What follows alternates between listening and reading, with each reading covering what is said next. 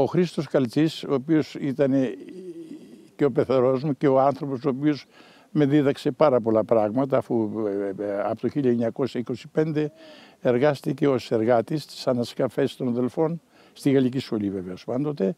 Λοιπόν, και από εκεί και πέρα ο ίδιος αγάπησε αυτόν τον χώρο πάρα πολύ. Κάθε πέτρα ήταν σαν ήταν παιδί του. Λοιπόν, αυτό μου το μετέδωσε.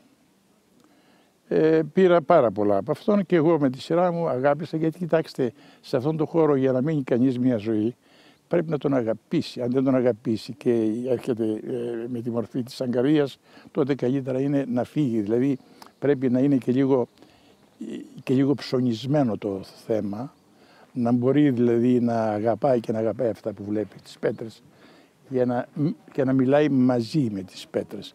Αυτό το είχε ο πεθερός μου, ερχόταν και τα βράδια και είχε αυτή τη σχέση με τις πέτρες, την οποία εγώ αυτές τις πέτρες που έχω μπροστά μου βλέπω ότι αυτή το 2776 ανήκει στον οπισθόδομο του ναού του Απόλλωνα.